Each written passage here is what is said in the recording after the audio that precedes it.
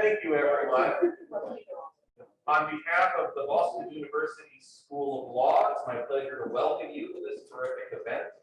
I'm Gary Lawson, the Associate Dean for Intellectual Life, at least for this year. One of my predecessors, Jim Fleming, some years ago started the happy tradition of having symposium to honor and celebrate the publication of books by members of the Boston University School of Law faculty. And for purposes of that tradition, we most definitely include Sahar Aziz in that category. She is the William and Patrick Kleh Visiting Professor of International Law this year, on loan from Rutgers Law School. Grateful to them for that. And we're here to celebrate the forthcoming publication, about 2 months or so, is that right?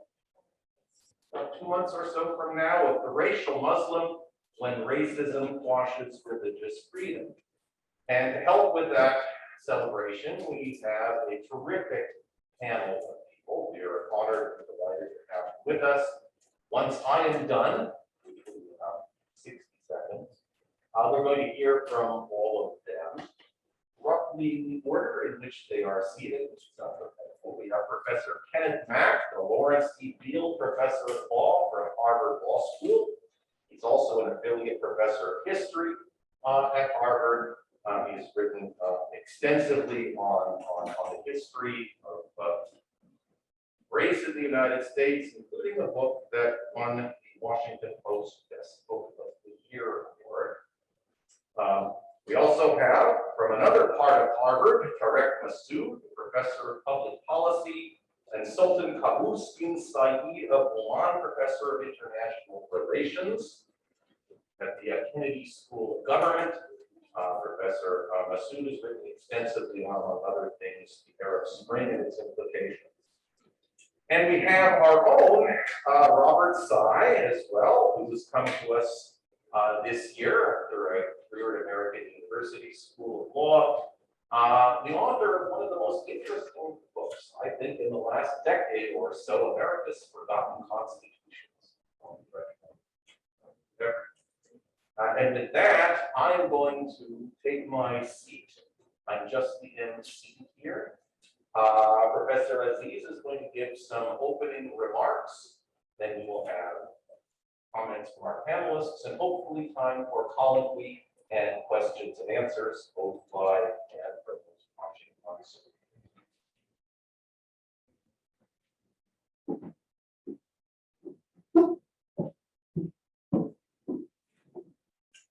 Thank you so much for inviting me today. It's such an honor to be here. I want to thank everyone who is here in person as well as those who are here online. It's truly an honor to be the Kleh Visiting Professor at Boston University and to work with so many wonderful people. I want to thank Professor Gary Lawson for his efforts in organizing this. I want to thank Megan and Elizabeth for their efforts in organizing and marketing. And I want to thank Dean Angela Machiroy, who is a leader that I, a role model for me and for many of us in the field. And I'm especially grateful to Professors Kenneth Mack, Tarek Massoud, and Robert Tsai for taking time out of their very busy schedules to offer their comments, and I very much look forward to it. So as we shuffled out of class, the tension in the air is palpable. Instead of the usual sounds of law student chatter, the halls were eerily quiet. I walked toward the lobby, noticing a large congregation of students around the televisions. I heard gasps at the replays of 2 commercial airplanes crashing into the World Trade Center. What happened on that Tuesday of my second week of law school is etched in my memory forever. It was the day I went from being racially ambiguous to racially threatened. As television stations replayed the horrific scenes alongside analysts providing facts piecemeal, a theme was beginning to emerge. This may have been a terrorist attack, not an accident. And the suspected perpetrators were Arab Muslim men. The stares of my classmates felt like lasers. I quickly left the law school as my mind turned to the safety of my mother, who wore the hijab, I feared the backlash would be violent, and I worried she would be attacked at the large public hospital where she worked. I also worried about my father, whose name was Muhammad, and who speaks with a very heavy foreign accent. Would their coworkers accost or worse assault them out of a desire for revenge? Would they be afraid to go to work, to the grocery store, to the mosque? Would we be blamed for these atrocious criminal acts? Our lives in America as invisible minorities were over. We were now racial Muslims. Everything ranging from our mosques and charities to our travel and clothing was under scrutiny. American media now associated all things related to Islam with terrorism and threats to national security. Fast forward 10 years later. The New York Police Department gathered intelligence on 250 plus mosque student groups in a terrorist hunt, read the headline of the Associated Press on August 24th, 2011. Investigative reporters had uncovered a massive multi-year surveillance program where the NYPD was intentionally spying on thousands of Muslims in the tri-state area. What many of us in the civil rights community had long suspected was now confirmed. Simply being Muslim was sufficient to attract the invasive security of the state.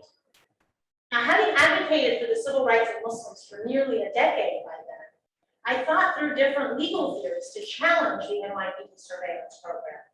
My research led me to Title VI of the 1964 Civil Rights Act, a law that restricts recipients of federal funding from discriminating in their provision of services.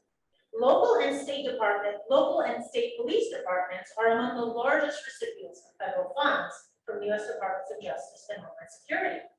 I thought I was onto something that could avoid the lacuna of the equal protection doctrine that thus far had failed to protect Muslims and many other minorities from post-9/11 discrimination. There's one problem with the text of Title VI. The statute reads, "No person in the United States shall on the ground of race, color, or national origin be excluded from participation, be denied the benefits of, or be subjected to discrimination under any program or activity receiving federal financial assistance." Religion is glaringly absent as a protected class of Title VI. Now Muslim identity is not a race in any typical sense. Indeed, Muslims are the most diverse faith community in the United States. Contrary to popular belief, Arabs are only 30% of Muslims, and 75% of Arabs in the United States are Christian. Approximately 30% of Muslims are African American, 30% are South Asian, 5% are Latinos, and 5% are multiracials. So, and notably, 70% of Muslims in America are immigrants or children of immigrants due to changes in U.S. immigration law in 1965 that limited national origin quotas and lifted the Asian exclusion laws. Thus, 80% of Muslim immigrants are naturalized U.S. citizens. Their diversity makes it hard for a lawyer to prove that a particular race or national origin, as required by Title VI, is the grounds on which national security practices are directed at Muslims. And yet, what we are witnessing in the post-9/11 era is a type and degree of racial and profiling and targeting that more closely resembles racial discrimination historically experienced by African American, Native American, and Asian American communities of all faiths. Muslims are now being treated as a race, and more specifically, a suspect race, rather than as a religious minority that should be protected from persecution. So for that reason, government officials and members of the public, who may in fact believe in religious freedom norms, do not view targeting Muslims in national security and immigration practices as a threat to religious freedom in the United States. And herein lies the genesis. My research led me to more fundamental questions with much broader implications for all Americans. Is our stated commitment to religious freedom meaningful? Does it equally apply to all faiths? And if so, then how can we explain the systematic subordination of Muslim communities, including physical attacks and surveillance of their houses of worship under the guise of national security? The explanation, I believe, lies in the racialization of a minority religious group, a process with a protracted and checkered history in the United States. This book interrogates how and why a country where religious freedom is a founding principle in law and social norms produces such overt prejudice and discrimination against Muslims. How does the critical mass of Americans in the 21st century that in fact hold unfavorable views of Muslims reconcile their mistreatment of these communities with the nation's and their own commitments to religious freedom? More pointedly, how do Christian religious conservatives who decry assaults on their own religious freedom justify their support, as shown in numerous polls, for state practices that infringe on Muslims' religious freedoms? I proffer that the explanation lies in how racism intersects with religion to racialize a religion's followers and consequently exclude them from the panoply of religious freedom protections. Put simply, racialization causes a faith community's religious freedoms to be circumscribed or denied altogether. The ways in which particular religious communities are racialized, however, depend on the domestic and international circumstances unique to that group. And thus my intervention is twofold. First, I argue that the racialization of immigrant Muslims is grounded in a racial religious hierarchy, as opposed to just a racial hierarchy, to socially construct what I call the racial Muslim. And second, I offer a topology of the racial Muslim that explains why some Muslims are more likely to be targeted than others by private and government Islamophobia. So 4 factors converge to produce the racial Muslim: white Protestant supremacy, xenophobia arising from coercive assimilationism into Western European cultural norms, Orientalism, and American empire in the Muslim majority world. I explore how each of these factors interacts politically, socially, and discursively to define the characteristics attributed to racial Muslims that in turn legitimize their systemic subordination. So the co-constitutive nature of religion and race means that neither identity exists in isolation to produce the racial religious hierarchy. Now, specific religious identity in certain contexts functions thus as a racial marker, and specific religious beliefs and practices impute biological traits. Believing in Sharia, Hijab, Ramadan, Zakat engenders suspicions that Muslims are illiberal, anti-democratic, and incapable of assimilating into civilized, in quotes, American society. Likewise, the social construction of whiteness is shaped as much by religious identity as it is by skin color, hair texture, facial features, and other phenotypical characteristics.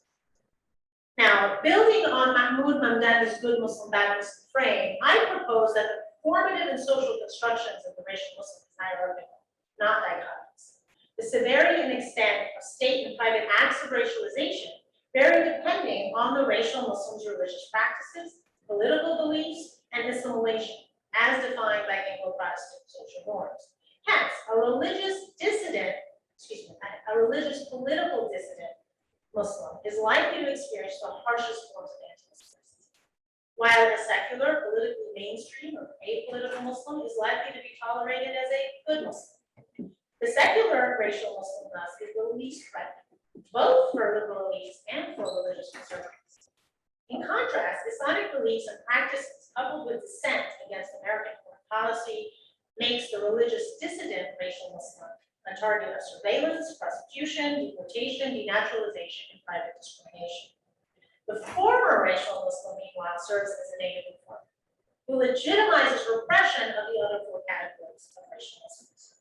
Now, I begin the intellectual journey by historicizing the racialization of religion in the United States, because in American society, religious freedom has always been circumscribed by race.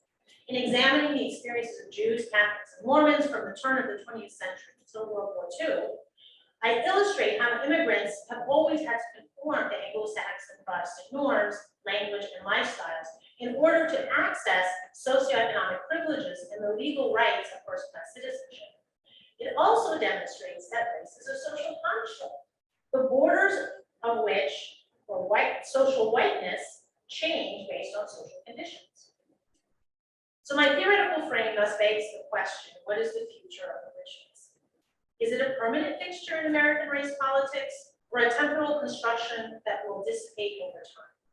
Will Muslims call for a new Abrahamic national identity to replace the current Judeo-Christian identity? Will they succeed in bringing some Muslims into the fold of whiteness and by extension first-class citizenship? Will Muslim identity become racialized insofar as individuals' phenotypical traits determine how they are socially raised, white, brown, black, Asian? Or will we completely disrupt our religious racial hierarchy such that being white is no longer the only way to attain first-class citizenship and privileges? These questions animate the final chapter of the book as I examine the responses of racial Muslims, ranging from neoliberal, multicultural, interfaith initiatives to progressive cross-racial coalitions confronting systemic racism against many minority groups. Now, although calls for a new Abrahamic American national identity may decrease discrimination against some immigrant Muslims, a new exclusionary racial boundary will harm followers of non-monotheistic faiths. So, in conclusion, historicizing and contextualizing the pervasive discrimination against Muslims in the post-9/11 era defines a tidy analysis along lines of religious persecution along with racial bigotry. And no single book can adequately theorize the experiences of state and private discrimination against such diverse communities. And this book is no exception. The most glaring limitation is my purposeful focus on immigrant Muslims who arrived in the US after 1965. Although I take into account how the racialization of African American Muslims has shaped the racialization of immigrant Muslims, I agree with Sylvia Chan-Malek and Zain Abdullah that the racialization of African American Muslims is intertwined with the history of the enslavement of Africans, of whom approximately 30% were estimated to be Muslim when they were forcibly brought to the United States. I also concur with Edward Curtis IV in his assessment that African American Muslims are racialized as Black first, resulting in their Black identity intersecting with their Muslim identity to create experiences of discrimination uniquely different from those of immigrants. So 2 decades after that momentous day in 2001 that changed the lives of so many people, the US government and members of the public have yet to stop punishing Muslim American communities collectively for the criminal acts of 19 foreign hijackers who claim to kill in the name of Islam. Irrespective of the future of American race politics and Muslims' place in it, this book is my humble attempt to equip scholars, advocates, and policymakers with a deeper understanding of why a religious minority faces such blatant discrimination in a nation that prides itself on and legally privileges religious freedom.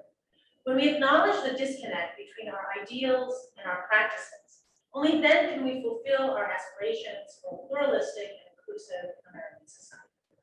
Thank you.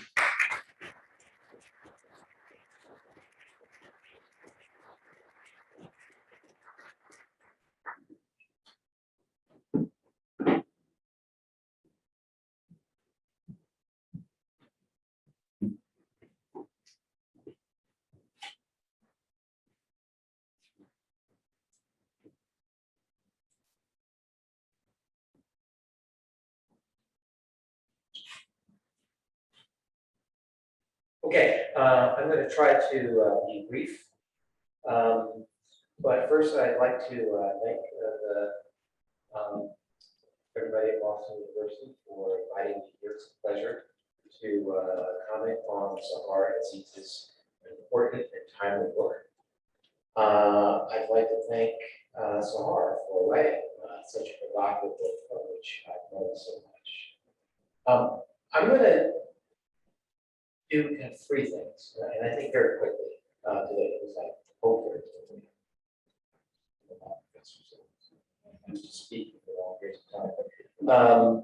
So I'd like to first comment a little bit about how Professor Aziz's book, Racial Muslim, sets up the problem. And second, how it provocatively and I think productively maintains a tension between 2 ways of defining the problem that the book identifies. And third, say a little bit about what that tension implies in the way of programmatic actions going forward. So, The Racial Muslim, Professor Aziz's book, is a history of what she calls the racial Muslim. It's a racial history informed by scholarship such as critical race theory, social construction theory, and history. It's history of something we might call Islamophobia, although as Sahar reminded me on the way over here this morning, as we walked into this together, maybe Islamophobia is not quite the right name for it. but hatred, anti-Islamic hatred, mostly directed at people who are descendants of Muslim groups who have immigrated to the US primarily after World War II. It's a racialized history of America, and she argues that a racialized history of America undergirds the concept that she calls the racial Muslim. The book is also a history of Islam as imagined by Americans as a foreign othered religion that particularly in more recent years has helped racialize Muslims in the United States. Now there are two sort of aspects of this that I'm going to sort of highlight in my comments today. There's a trans-historical aspect to the book. There's a long history of othering of certain groups, particularly non-Christian groups within the United States. And the project that the book identifies as analyzing the racial Muslim fits into the small trans-historical project. But also it's a project with inflection points. There are points at which the road to our current manifestation of the racial Muslim took a fork, and certain directions were accentuated. In particular, the growth of the US empire beginning after World War I, the movement of the United States into the position previously occupied by other European powers in the Middle East. Other groups, other events such as the famine of Israel, the growth of Palestine as a political and international problem, and of course 9/11. So there's a tension throughout the book about the kind of trans-historical aspect of this. It's a longer problem, and the sense that it's a problem, in fact, that it's maybe a more recent vintage. Okay, so I've got several questions generated by my reading of the book.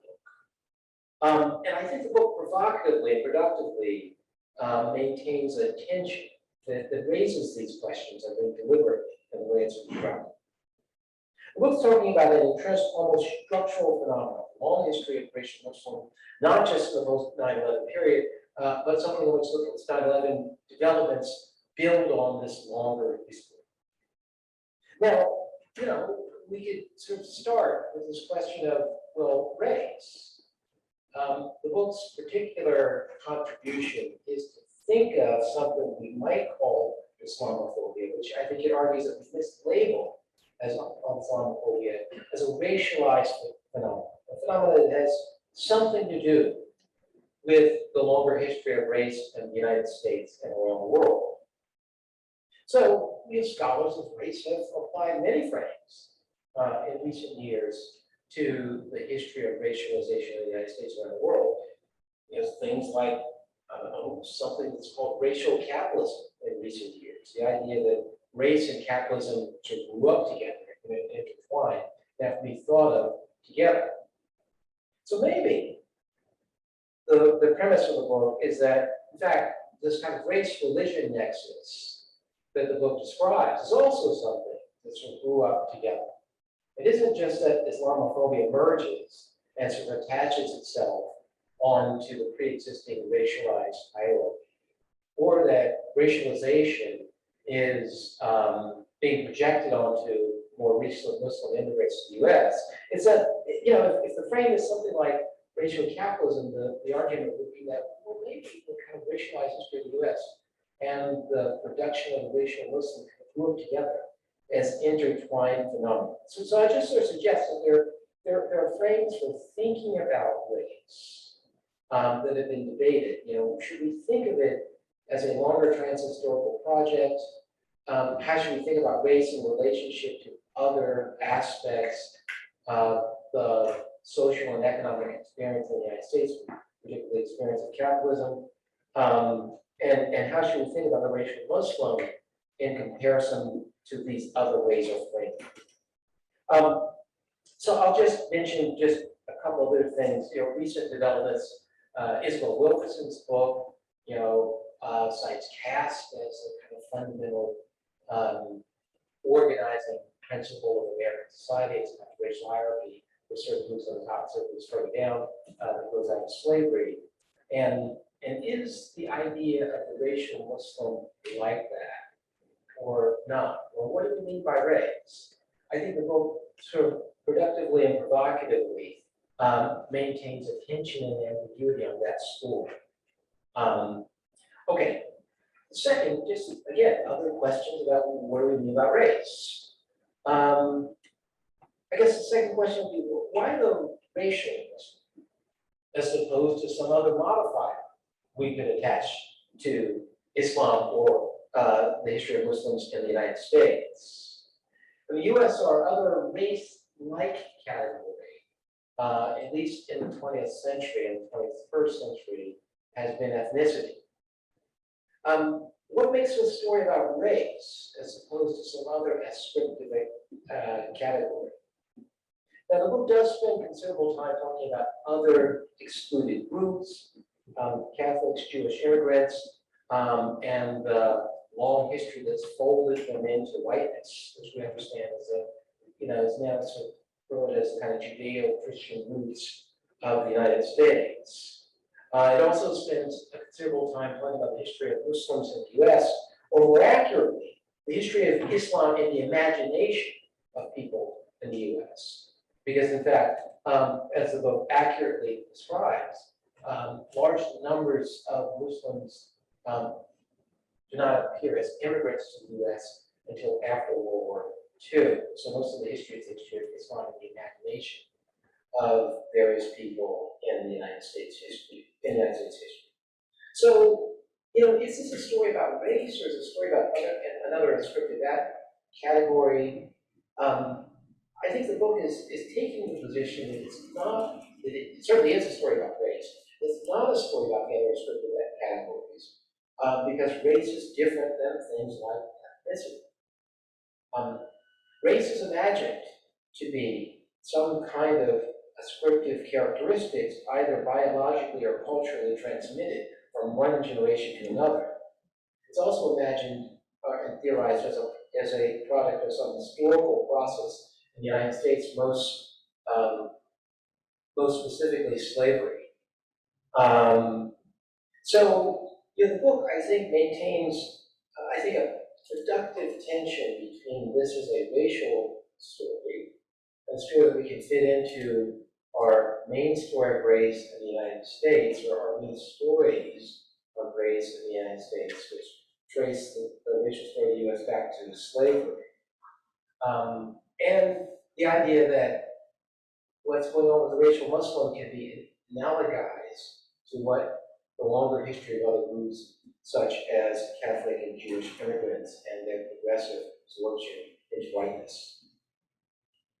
Now, as I mentioned at the beginning, there are always sort of two stories that are sort of bound up in this book. The book maintains a productive tension between them, but there's something foundational about what it's describing, and in which Muslims always have been regarded as foreign and somehow threatening, all the way back to the founding of the Republic. And the book makes great use, and I very much recommend its chapters on figures like Thomas Jefferson, the Barbary Pirates, or how Islam is always imagined to be foreign. There's something foundational about the story of the racial Muslim.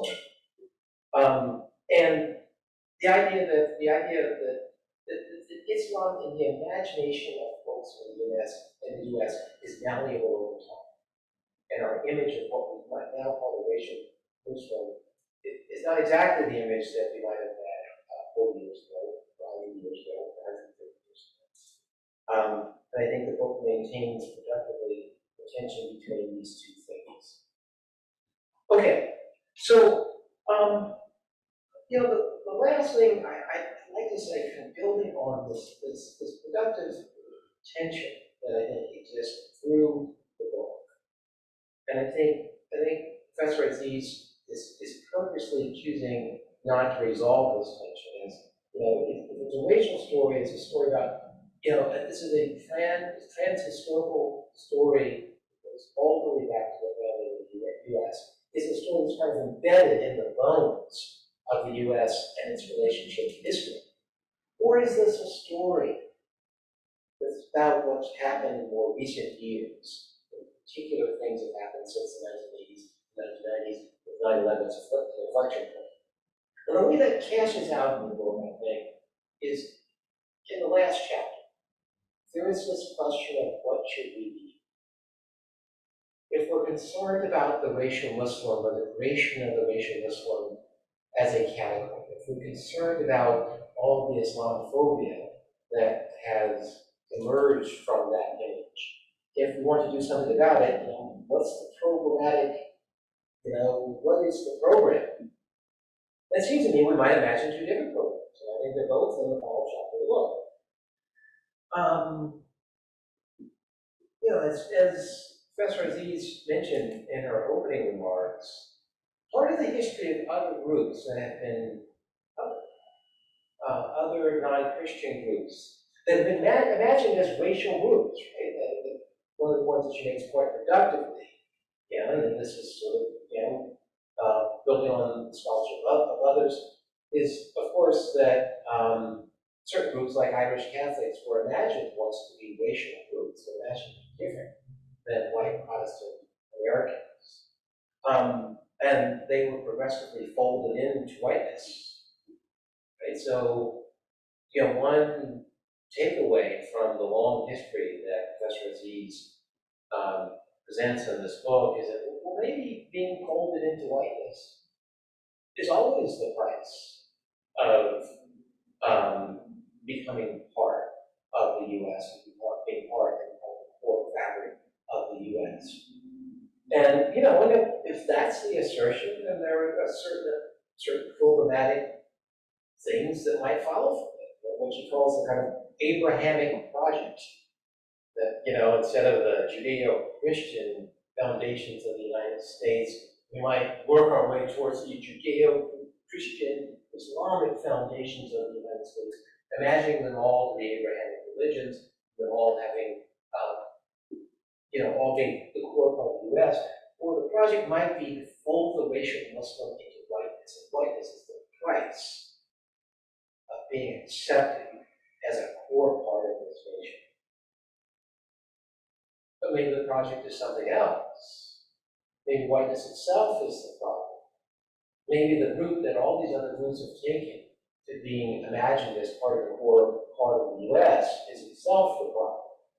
And that maybe the set of programmatic imperatives that emerge from this long history and this sort of decisive and productive and excellent history of the racial Muslim is to attack whiteness itself. One of the definitely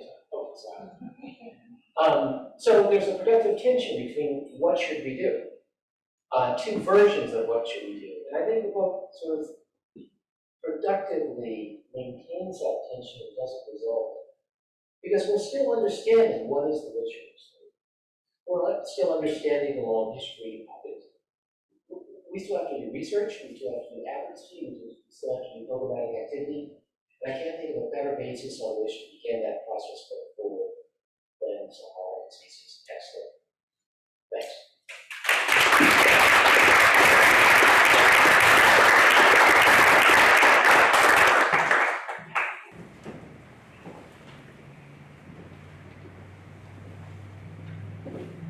I get to take my mask off. All right. Thank you for inviting me today. Thanks to Professor Aziz for writing a really great book. I want to start with a couple of disclaimers. First, although I've had the pleasure of interacting with Professor Aziz before, it's actually in the context of my academic specialty, democratization in the Middle East, which is a subject rather far afield from the one that we are discussing today. Secondly, I'm a social scientist, not a lawyer.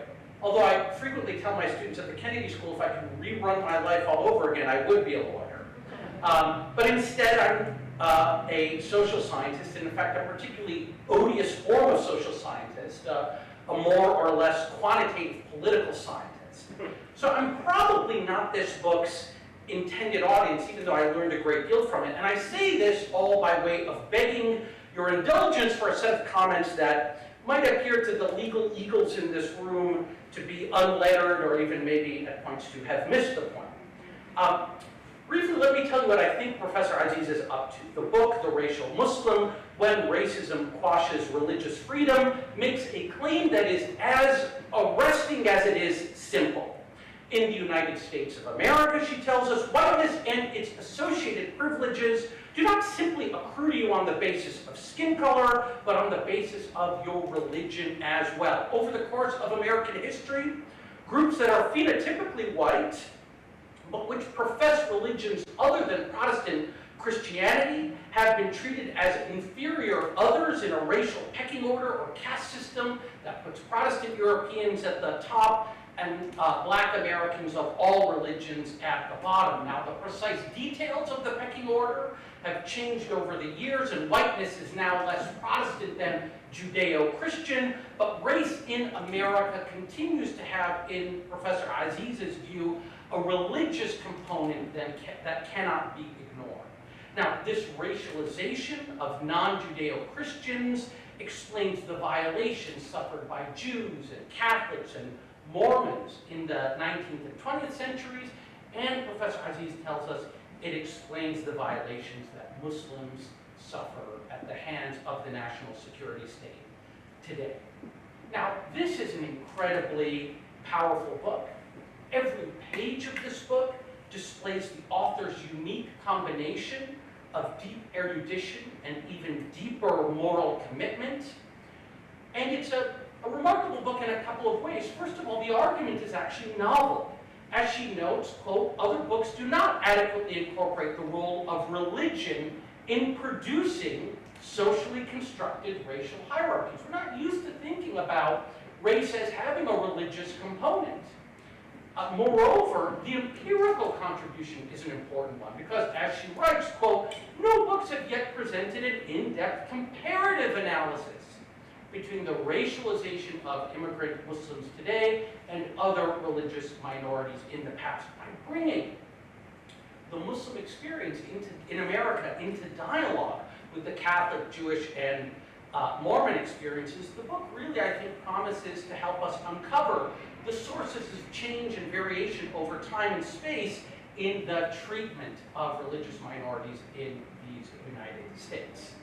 Finally, I should also say that the passion with which this book is written really makes it a pleasure to read. The author notes in her preface that her friends told her the book would write itself, and it's evident that that's what happened. Every page is saturated with an admirable moral commitment that serves as much as an engine for the reader, propelling him forward to finish the book, as it clearly did for the writer.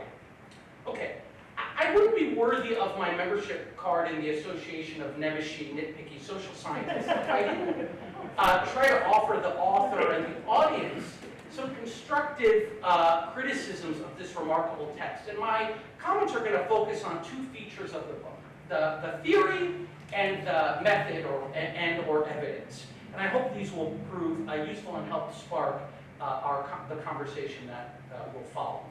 So theoretically, it wasn't entirely clear to me what the author thinks race actually is. And it wasn't clear to me why she views the Islamophobe's attempt to redefine Islam not as a religion, but as a violent ideology, why that move, in her view, is tantamount to defining Islam as a race. Now, the closest the author comes to explicating the logic is where she writes, quote, Islamic tenets, regardless of whether practiced or believed in fact, impute to Muslims inherent cultural traits that operate biologically to make them inferior in a white Judeo-Christian supremacist society. A purported Muslim culture is taken as fixed, deterministic, and essentialist, such that Islamophobia collapses into scientific racism. There's actually no evidence in the book that that's happening. So instead, indeed, throughout the book, the author provides a great deal of evidence that this isn't what's happening at all, and in fact, that we have something very different from Islam operating as a race that operates biologically and that is fixed and deterministic. After all, the author identifies a hierarchy of the racial Muslim that ranges from the dissident religious Muslim or the religiously practicing, politically dissenting Muslim on the one hand, all the way to the other hand to what you might call a former Muslim, a hyper-secular individual who doesn't actually practice much of the faith. And the treatment that is meted out to you is based actually on where you fall in this spectrum. So this typology, the fact that this typology includes at one end something she calls the former Muslim, the fact that it includes people who can actually exit from Islam seems to make the kind of Islamophobic bigotry that she documents very distinct from racism in very important ways. Religious bigotry is about the elimination of ideas and commitments. Racism, as we understand it in this country, particularly in the form that it takes against Black Americans, it's not about the elimination of ideas, it's about the elimination of bodies. It's a different thing. An example of this distinction comes to us, in fact, from the author's own book. It's in the discussion of the Ku Klux Klan's attacks on Catholics in the early 20th century. Now, these are presented to us as examples of the racialization of Catholics. She tells us, quote, the Klan opposed Catholic schools on the grounds that the children were being brainwashed to be loyal to the Pope before the nation. The Klan sought to amend some state constitutions to require that children attend only public schools that taught American patriotism through the lens of Protestant values. But this episode, as disturbing as it is actually perfectly eloquent of the distinction between racism and religious bigotry. Racism seeks to eliminate a population that the racist views as less than human. So in the case of the Klan wants to keep Black kids out of the school. They don't want Black kids in the school to pollute their children. They want to force Catholic children into the school, okay? Both of these are violations, but they are horrible violations in different ways. And the question for us is whether anything is gained by collapsing these analytically distinct categories of hatred into one concept and calling them racism. Because in fact, what we end up doing here then is taking this thing called racism and stretching the concept so much that we actually lose sight of how horrible it is.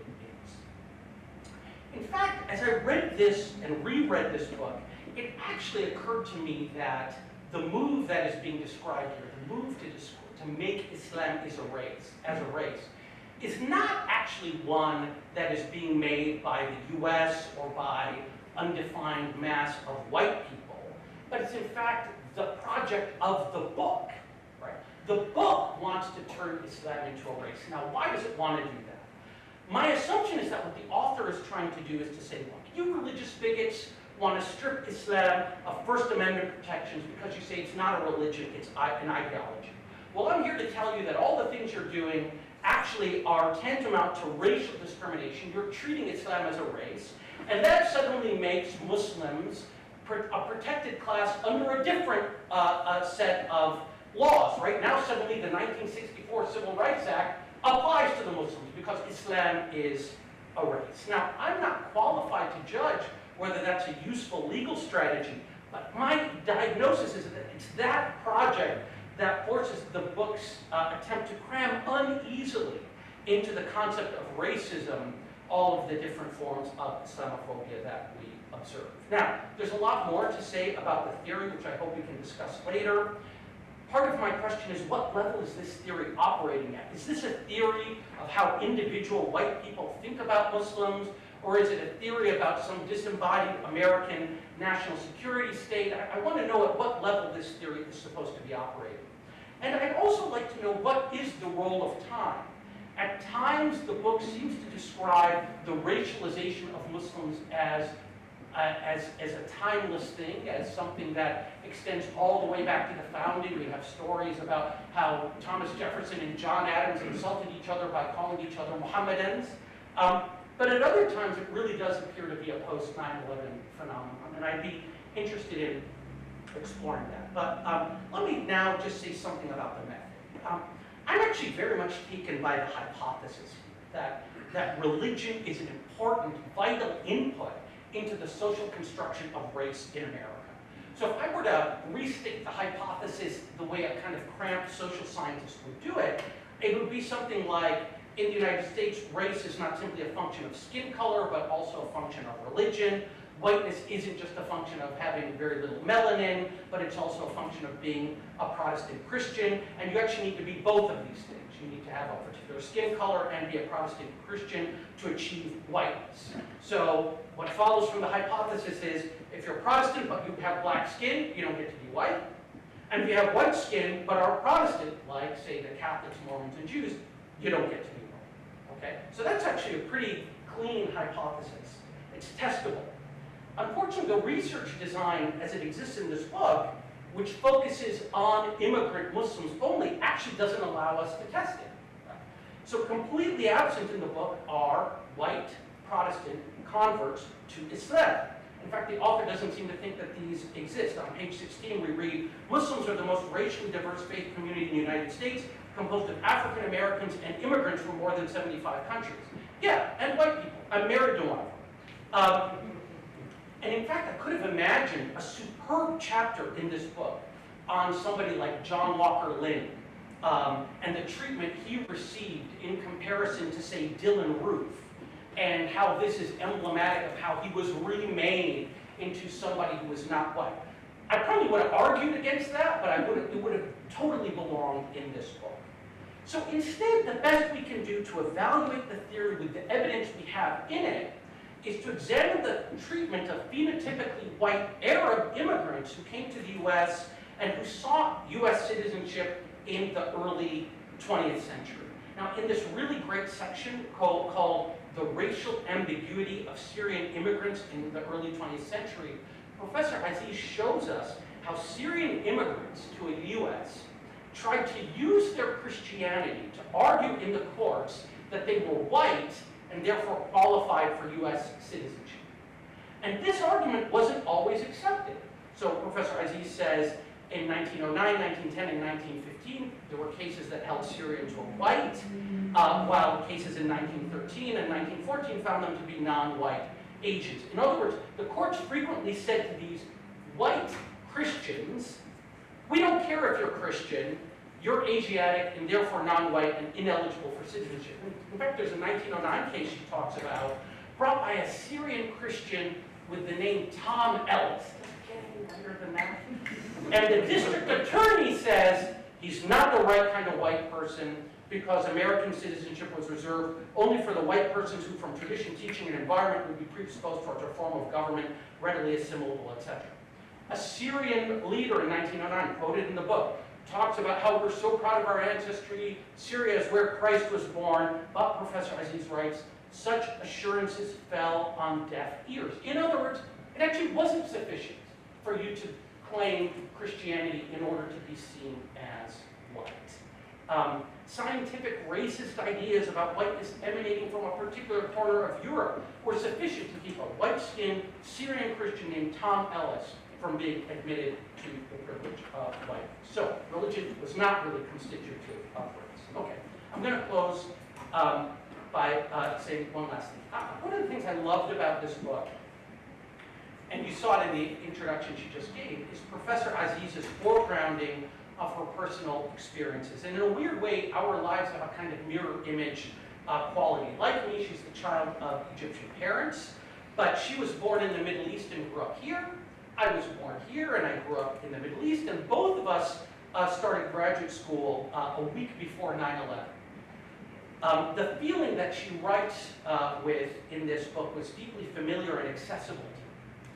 But I would also be lying if I didn't say that I found some things in this book that were alien and even alienating to somebody like me. Because there's a pose of moral judgment here that I worry risks denying Muslims the possibility of self-authorship and autonomy. If you are viewed as, if Professor Aziz views you as non-white, then the poses you can take to express your identity are circumscribed. Now, I know that Professor Aziz is a charitable and sensitive person, and I know that's not her aim, but it's hard not to come away from this book with that conclusion. Let me give you one example. So she says about Asian Americans. Okay, so Asian Americans suffered from a great deal of racism in this country, and we read of their efforts to prove their loyalty through assimilation and displays of Americanness. She goes on to say, unlike African Americans who are agitating, protesting, and litigating for equal rights, Asian Americans became model minorities in the American racial religious hierarchy. But why are those two things presented in opposition to each other? Why is the Asian person's attempt to work and assimilate into the society presented as somehow opposite to the black struggle for freedom? And a similar pose permeates the description of Muslims who choose not to be religious or to cloak themselves in the religious marker. She says, those most likely to escape the harms of racialization are Muslims willing to pay what Lani Guinier and Gerald Torres call the racial bribe. They adopt lifestyles, associations, and anglicized names to signal they're secular and non-dissident. So am I paying a racial bribe right now when I wear a tie? Are we really saying that I can't be authentically Muslim unless I pray 5 times a day, hang out with only Muslims, and name my kids, Talha al-Sukran fi hubbillah? I don't think that Professor Aziz actually thinks that. But here's the thing. I think if those words had been written by a white man, instead of by one of our most gifted and sensitive scholars of Muslims in American law, then I can see how somebody could read those lines and read between the lines of the entire legal project that's presented here and conclude that the Racial Muslim, remarkable, wonderful, beautiful book, which I love, is a bit, just a tiny little bit racist. Okay, thank you.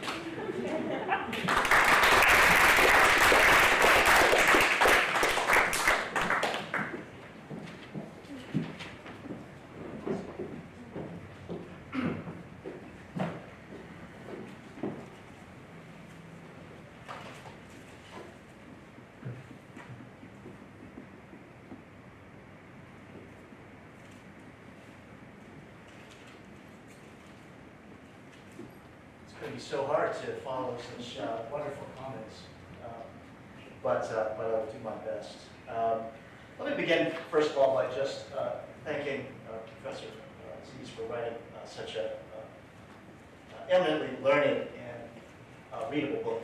This is one that will appeal, I think, to many different kinds of readers, from people who are interested in deep theory about how identities, racial, religious identities are formed, but also people who are generally concerned and interested in the experience of Muslims in the United States, particularly after 9/11. So there are sections of the book that are incredibly powerful, as the other two commentators have already told us, and I recommend the book for all of those reasons. The book synthesizes a wide range of accounts: critical race theory, American studies, sociology. There's also law in there. It's not strictly an account of law and race, but rather it is an interdisciplinary account of how notions of Muslim identity and belonging are formed through a variety of processes. I'm going to come back to this because I think this is one of the themes that I want to focus on, which is what are those processes exactly and how do they interact with one another. But one of them surely is politics, right? Because so many of the people that are described in the book are elites of one sort or another, elected officials, judges, and so forth, opinion makers, and culture, right? Not holding official position, but clearly reaching a broad audiences, passing to shape their views. Let me bore down on some aspects of Professor Aziz's theory, because this is where I really want to spend most of my time. Now, there are really two kinds of theories that people can offer. Some theories try to simplify our understandings of the world. Other theories try to complicate them. And I think that Professor Aziz's theory tries to do the latter. Now, I'm sympathetic to such projects. I think a lot of what they do is sort of in that same mold.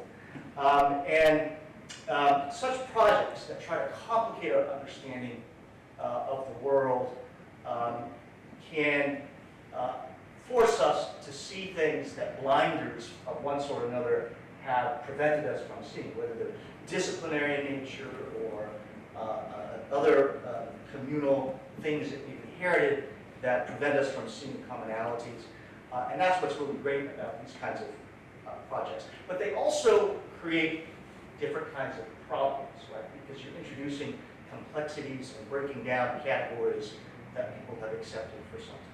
Now, the most provocative aspect of her theory, of course, is that Muslims in America have been racialized. And this is a term that she uses throughout the book, and I think it is the most powerful contribution in the book.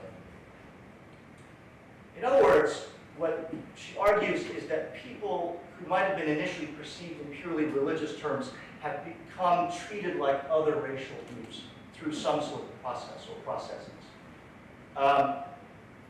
Now, when you read the book carefully, she seems to be saying that there is a master category of race, meaning there's some underlying set of mechanisms that one must confront, that new people must confront, particularly immigrants that come to this country, and they must deal with this set of mechanisms that must be partly institutional, partly political, partly cultural, and they either give in to those processes or they find ways of resisting those processes in some ways to varying degrees of success.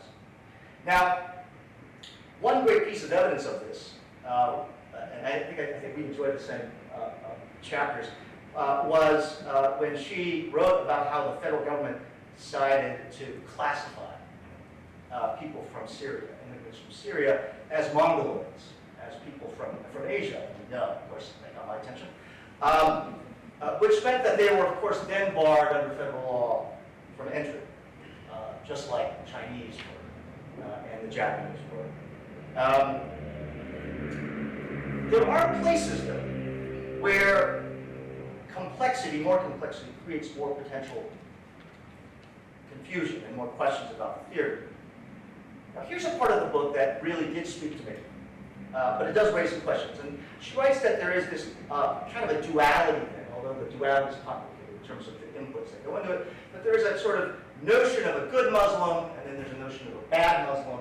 And this spoke to me because, at least in some of my readings that I've done years ago, there are people who write in Asian American studies who talk in the same terms, right? That there's sort of this notion of the good Asian and the bad Asian. There's certain moments, geopolitical moments, where the good Asian might be the Chinese person, and the bad Asian might be the Japanese person, and those positions might be inverted. And I think that there is something here that is very interesting. It also speaks the truth because there are other groups that have experienced something similar. Now, as far as the inputs are concerned, what makes someone either a good Muslim or a bad Muslim is complicated. But she writes that it's influenced by at least two other factors besides whatever the racial processes are that are driving most of the construction. One is the degree of one's religiosity. In other words, how visible one is in the expression of their faith, whether they pray, how they pray, what other forms of religious dress that they're willing to wear in public.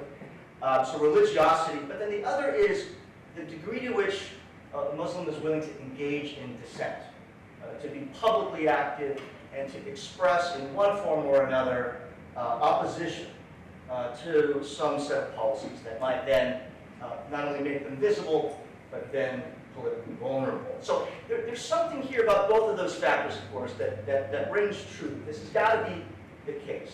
And in fact, we've got whole constitutional doctrines that are dedicated, right, to the idea that certain groups are more politically vulnerable for several reasons. And perhaps for that reason, they should enjoy more protection by judges, or at least the judges should pay a little more attention when laws seem to target folks like this. I do wonder, though, whether once we introduce these other factors, degree of religiosity, a performance of religion, a performance of political dissent, that whether these things are still connected to the primary thesis that we're being asked to contemplate, which is that the engine still primarily constructing Muslim identity is still about race. Or whether, in fact, this is evidence that there are other processes. For example, that ideology, political ideologies in particular, that are very powerful in this country, are at least doing some of the work, and that people on both sides, right, people who are happy to have Muslim immigrants here, as well as people who do not want them here, are engaged with these other processes, the political part of whatever is driving the construction.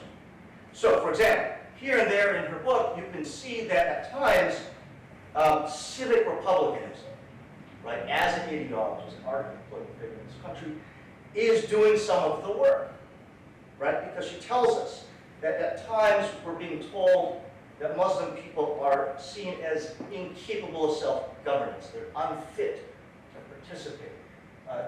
So it's not just that they cannot be seen as culturally assimilable, but rather we cannot trust them, right, fundamentally, to participate at a political level and at a civic level. So this is one area in which one wonders to what extent that is playing at least as much role, political ideology, as race, what the racial processes are. Now this brings us to what we might consider resistance and reform. What are the prospects for resistance and reform? Well, I think there's really two ways to think about this. One is how plastic, right, is this notion of the racial Muslim identity? Because on a very pessimistic reading of the book, it's not plastic at all. These notions have been with us for a very long time. They're incredibly hard to reshape, and prospects for doing so then are not very happy. There's another slightly more optimistic reading, I think, which is that we should blow up those moments in the book in which it sounds like there are people who are really trying to do the best they can with the categories that they see within the law, and when they do so, it may not necessarily be that they are inauthentic or kowtow to the negative images, but rather they are doing their best to reshape them in the ways that they can. Much of the book is about how political leaders, legislators, judges, media figures have done this negative casting and drawing on latent notions, for example, anti-blackness, to denigrate Muslim people, and to reinforce that they are threatening and disloyal. And she's right also that something similar and subtle has also been at work with definitions of bad Asians. I sort of alluded to this before. For example, in the Japanese-American internment cases, right, and she's right about this, military figures and judges alike draw on cultural markers, including that the Japanese worship in non-Judeo-Christian ways, as legitimate reasons to expect that people of Japanese ancestry are disloyal, and that they may be engaged, in fact, in planning espionage. But I still wanted to hear more about these prospects for co-optation resistance and revision. Professor Aziz is worried about some of the coalition efforts that she sees out there. For example, some effort to create this Abrahamic identity-based politics, for fear that this might merely, quote, rearrange the racial religious categories that she sees. Now this effort, although I don't know enough about it to say for sure, at least at first blush reminds me of the move, I want to say at least, yeah, I became aware of it in the 80s, but it surely happened before that, in the Asian American community, right? To move toward a kind of pan-Asian category of Asian Americanness, which I've always wondered how authentic that really is. But while that idea or that approach might suffer from some concerns about authenticity, it also might be practically useful in political organizing. And so what would be interesting to hear more from Professor Aziz about is what is at stake in such internal movement trade-offs, right? When people push for these labels or these constructs to bring people together, is it really the case that they're perpetuating something or demanding something or reinforcing something necessarily in a negative way? Or can we see these as short-term ways of thinking about bringing people together without the same kind of lasting problematic concerns that she writes about in other papers? For example, when judges or when politicians write these categories into law. And this, so with that, I will stop, and I look forward to the rest of the conversation. I did a dismally bad job as a moderator because I let everybody go. I was like scribbling down stuff non-stop. So we will let Professor Aziz have some comments, then we'll see if we have time for colloquy and Q&A.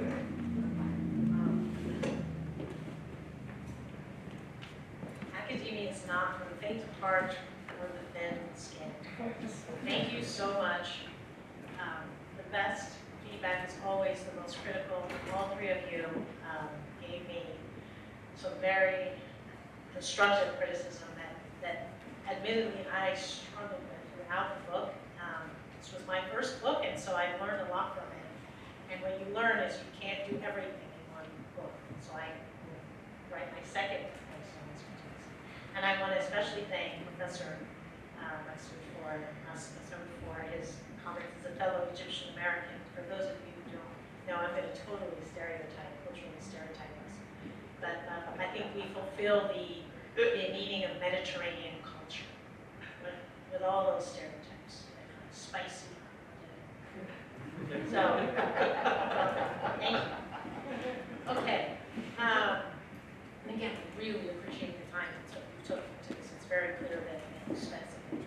So here's some of the comments that I have. And I hope all of you will read the book and decide for yourself just how much you agree or disagree. But first, Islamophobia versus anti-Muslim racism is a prevalent through line or a theme of tension within the academics that work on the things I'm working on. And what is the difference, right? And Islamophobia was first coined as a term of art in 1997 by a British group that was looking at bigotry, prejudice against Muslims in the UK in the 1990s. And I don't play the semantics game because I'm much more interested in the substance. And so to me, Islamophobia is the hatred, the phobia, the fear, the environment, the hostile environment against people who are Muslim or perceived to be Muslim. It is a much broader macroeconomic phenomenon, whereas anti-Muslim racism, at least the way I analyze it, is a very American phenomenon because race is so big. I approach it as race is a social construction, meaning it is whatever we decide it is.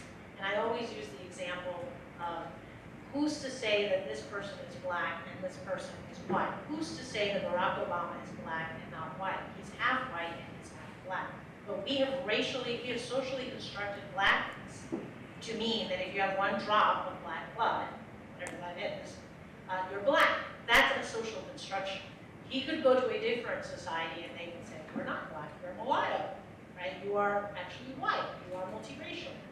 So it's whatever we decide it is, which is also what tends to cause people on the political right to say, and therefore we shouldn't use race at all. We shouldn't talk about race, we should be completely colorblind. The problem is that race matters whether we like it or not because of the history of this country, and you can't really make race not matter until you confront it, right? Until you identify it, acknowledge it as a master category, meaning that it is the category from which resources, opportunities, power, wealth derive from. Right? And so, and you can think of other master categories such as gender, right, or sexual orientation.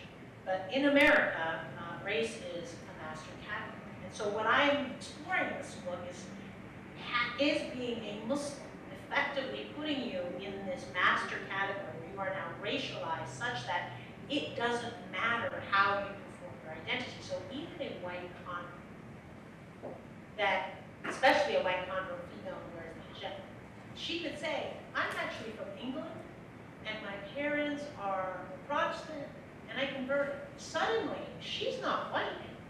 She's now been her identity, her racial identity, socially reconstructed. And so she is now what I term a racial Muslim. Now, the reason I created the categories, which is something I struggled with, is racialization produces all forms of nuances in how different groups are treated, within subgroups are treated, and how they respond to it. And not all Muslims are victims of the national security state. Not all Muslims have faced personal discrimination post 9/11. Not all Muslims pre-9/11 suffered from the types of state practices that occurred after the 1979 revolution, Iranian Revolution, or the 1983 bombing of the Beirut American, all of the different international events that caused the state, the US state, to start targeting Arabs in particular, but Muslims to some extent as well, because of the misconflated identity. And so the hierarchy is really an attempt to take into account identity performance. And I think Professor Aziz, Professor Mack, and I don't know, Professor Muskin, if this is in the political science literature, but identity performance is its own kind of theoretical framing within critical race theory. And so minorities respond to racism in different ways. And that's where all three professors, thank you so much for talking about the final chapter, which is it resistance, is it reform, is it compliance, is it accommodation? And so I do take the position, and I stand by it, that if you are politically dissident and religious, from the imagination of mainstream American society and the state, then you are most suspect, and you are most likely to be targeted and face the consequences of racialization. So I only have like a few seconds left, but I want to cover up a few other things. So systemic racism and bigotry are different in the critical race theory literature. Bigotry is seen as more of a product of the social psychology literature, where it's individualized. It's people who hold prejudice, individuals hold prejudice against other individuals or groups, and so the way you address bigotry is at the individual level. Whereas systemic racism or critical race theory, which is what my book is grounded in, is looking at systems and structures and double standards. So things that might seem facially neutral, like national security laws and policies, the way that they're actually enforced, the way they're funded, the way they operate, is anything but racially neutral. And the reason why I'm saying it's not religious, that Islam is racialized, is because there is no evidence that I can find that the state and the public feels any sense of restraint by the fact that the targets are a religious minority. So either they don't believe in religious freedom at all, which I don't think is the case, I think they do believe in religious freedom, or they don't think those people qualify because they don't think those people are a religious minority, and they're essentially seeing them the same way that they see blacks, the same way that they see Native Americans. And that then allows them to dehumanize them in that way.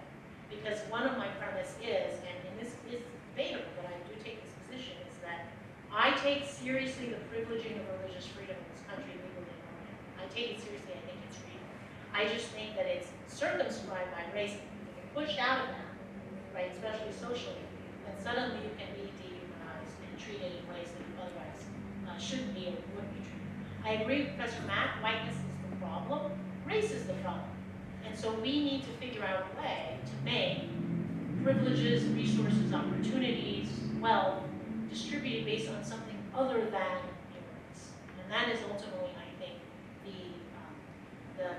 the impetus behind the anti-racism coalitions that are being led by young people of all races, including white Americans. And run out of time. So I will end there. Thank you very much.